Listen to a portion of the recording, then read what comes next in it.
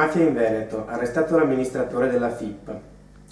Arrestato l'amministratore delegato della FIP, Mauro Scaramuzza, era consapevole che l'impresa fosse legata alla famiglia La Rocca di Caltagirone, preso anche il figlio di un boss, l'ingegnere padovano Achille Soffiato. Mauro Scaramuzza e Gioacchino Francesco La Rocca, figlio di un capomafia detenuto, sono stati arrestati dai carabinieri assieme ad altri 3 indagati nell'ambito di un'inchiesta su un appalto pubblico da 140 milioni di euro per la variante Caltagirone.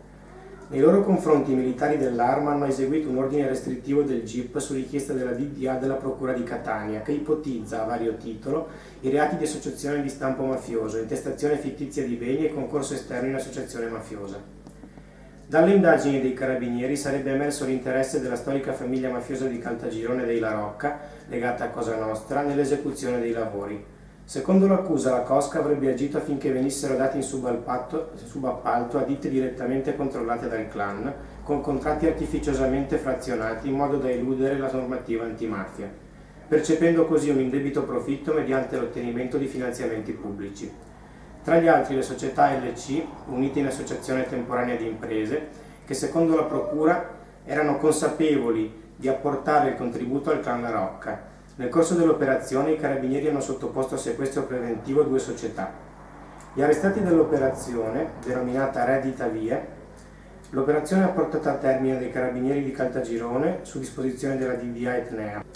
Gli arrestati veneti sono la D della FIP Mauro Scaramuzza, 55 anni, residente a Mestre, e l'ingegnere padovano Achille Soffiato, 39 anni. In manette sono finiti anche Gioacchino Francesco La Rocca, 42 anni, figlio del boss, Gianpietro Triolo, 53 anni, Gaetano Triolo, 42 anni. Per loro l'accusa è di associazione a delinquere di stampo mafioso, intestazione fittizia di beni, turbativa d'asta, subappalto irregolare, concorso esterno in associazione mafiosa. Le infiltrazioni mafiose del clan La Rocca riguarderebbero, secondo quanto accertato dagli investigatori, i lavori di costruzione della strada statale 683 Licodia e Ubea Libertinia nei territori di San Michele di Ganzia e Caltagirone. Le indagini hanno permesso di accertare che il primo stralcio dell'appalto variante di Caltagirone sarebbe stato aggiudicato per circa 111 milioni di euro.